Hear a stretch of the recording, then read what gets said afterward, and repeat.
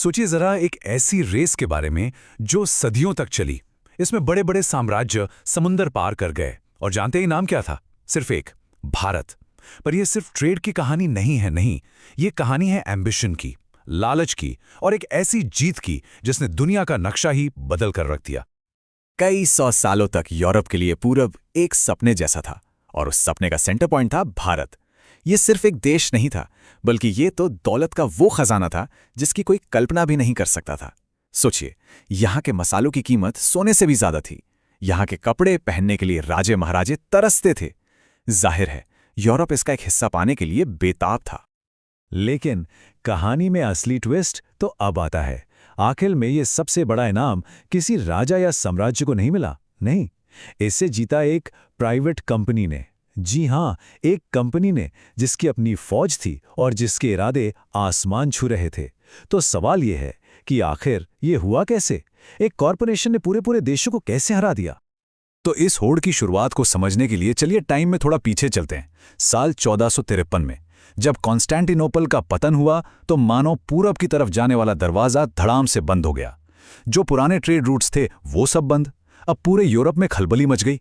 उन्हें भारत के खजाने तक पहुंचने के लिए एक नया रास्ता चाहिए था, और वो भी फटाफट। और इस बेचैनी के पीछे एक खास तरह की सोच काम कर रही थी, जिसे कहते हैं मर्केंटिलिज्म। अब ये क्या है? इसे आप एक तरह का नेशनल लेवल गेम समझ सकते हैं। रूल बड़ा सिंपल था। जिस देश के पास सबसे ज्यादा सोना चांदी है वही सबसे पावरफुल है, वही सिकंदर है। और ये सोना चांदी मिलेगा कैसे? सीधी सी बात है, अपना माल ज्यादा बेचो, दूसरों का कम खरीदो, और अगर जरूरत पड़े तो जहां से दौलत आ रही है उस सोर्स पर ही कब्जा कर लो, मतलब भारत जैसे देशों पर। तो बस यहीं से एक परफेक्ट स्टॉर्म तैयार हो गया। मतलब सारी वजहें एक साथ आ गईं। एक तरफ तो था लालच, वेनिस और जेनुआ जैसे ट्रेडर्स की मोनोपोली को तोड़ने का और कीमती मसालों तक सीधी पहुंच बनाने का। दूसरी तरफ थी शान, रेनेसां की वो एडवेंचर वाली स्पिरिट, दुनिया में नाम कमाने का जुनून। और हाँ, एक और एंगल था धर्म का, ईसाई धर्म को फैलाने का जोश। ये तीनों चीजें जब मिलीं तो एक ऐसा खतरनाक कॉम्बिनेशन बना जो अब दुनिया पर छा जाने वाला था। और इस रेस में जिसने सबसे पहले बाजी मारी वो था पुर्तगाल।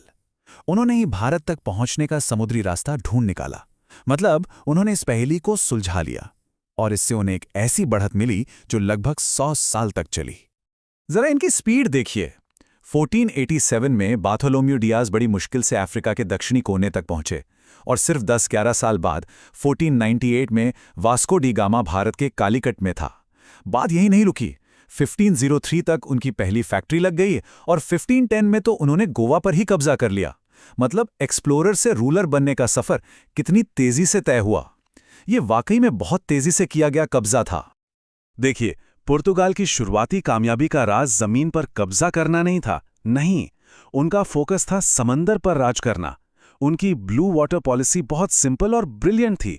उनका कहना था, जमीन पर कब्जा क्यों करें जब हम पूरे समुद्री हाईवे को ही कंट्रोल कर सकते हैं। और बस इसी सोच के साथ वो इंडियन ओशन के गेटकीपर बन गए।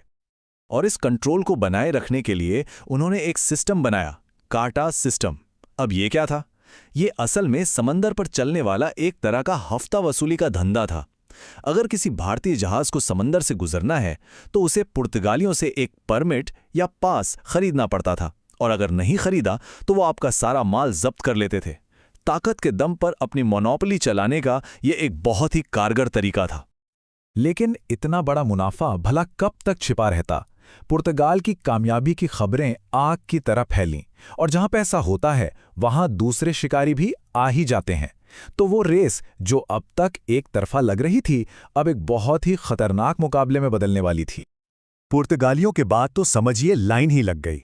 1600 में आए अंग्रेज, ठीक 2 साल बाद डच, फिर डेनिश और आखिर में फ्रेंच।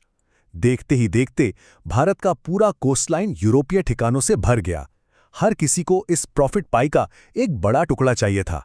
अब कंपटीशन बहुत टफ होने वाला था। अब जैसे जैसे ये लड़ाई आगे बढ़ी, जो कमजोर खिलाड़ी थे वो एक एक करके गेम से बाहर होते गए। आखिर में मैदान में सिर्फ 2 ही जायंट्स बचे, जो वैसे भी पूरी दुनिया में एक दूसरे के कट्टर दुश्मन थे, ब्रिटेन और फ्रांस। भारत के लिए ये दौड़ अब उनकी पर्सनल जंग बनने वाली थी। और इस पूरी कहानी का क्लाइमैक्स लड़ा गया 3 भयानक जंगों में, जिन्हें हम कर्नाटक वॉर्स के नाम से जानते हैं। यहीं साउथ इंडिया के बैटलफील्ड्स पर यह फैसला होना था कि आखिर भारत का असली बॉस कौन बनेगा। इन जंगों में दोनों साइड्स ने एक बड़ी शातिर स्ट्रैटेजी अपनाई, जिसे कहते हैं किंग मेकर पॉलिसी, मतलब राजा बनाने वाला। सीधी लड़ाई लड़ने की बजाय ये लोग लोकल पॉलिटिक्स में घुस जाते थे। एक राजा के बेटे को दूसरे के खिलाफ भड़का दिया, उससे सपोर्ट कर दिया। अब लड़ाई में कोई भी जीते, फायदा हमेशा इनका ही होता था। इन्हें क्या मिलता था? ज्यादा ताकत, ज्यादा पैसा और ज्यादा जमीन। ये सीधे सीधे मैनिपुलेशन का खेल था। लेकिन यहीं पर एक ऐसा फर्क था जिसने पूरा गेम पलट दिया। देखिए, इंग्लिश ईस्ट इंडिया कंपनी एक प्राइवेट स्टार्टअप की तरह थी, तेज, फुर्तीली, जिसे बस प्रॉफिट चाहिए था। हाँ, सरकार का सपोर्ट था, पर वो आजाद थी। वहीं दूसरी तरफ फ्रेंच कंपनी एक सुस्त सरकारी डिपार्टमेंट जैसी थी। अंग्रेज फटाफट फैसले ले सकते थे, उनका पूरा फोकस बिजनेस पर था। जबकि फ्रेंच कंपनी सरकारी कागजों और यूरोप की पॉलिटिक्स में ही फंसी रहती थी। ये लड़ाई एक शार्क और एक व्हेल के बीच की लड़ाई जैसी थी। तो फिर सवाल वही है, आखिर इस शार्क ने व्हेल को और बाकी सबको कैसे हरा दिया? देखिए, ब्रिटिश लोगों की जीत कोई तुक्का नहीं था। ये एक बहुत ही खास और सोचे समझे सक्सेसफुल फॉर्मूले का नतीजा था। ब्रिटेन का ये विनिंग फॉर्मूला असल में एक 4 पार्ट वाली मशीन की तरह था, जो एक साथ काम करती थी। पहला, उनकी नेवी सबसे बेहतर थी, जिसने सप्लाई लाइंस पर उन्हें पूरा कंट्रोल दिया। दूसरा, फाइनेंशियल सिक्योरिटी। ब्रिटिश सरकार और बैंक ऑफ इंग्लैंड की वजह से उनके पास पैसों की कभी कोई कमी नहीं हुई। तीसरा, पॉलिटिकल आज़ादी। कंपनी अपनी सेना बना सकती थी, किले बना सकती थी, संधियां कर सकती थी, मतलब वो खुद एक सरकार की तरह काम कर रही थी। और चौथा, स्ट्रैटेजिक डिप्लोमेसी। उन्होंने उस किंग मेकर पॉलिसी में मास्टरी कर ली थी और लोकल झगड़ों को अपने लिए बड़े फायदों में बदल देते थे। ये चारों चीजें मिलकर उन्हें एक अनबीटेबल पावर बनाती थीं। और कंपनी के डायरेक्टर्स का ये एक कोट है जो सब कुछ साफ कर देता है।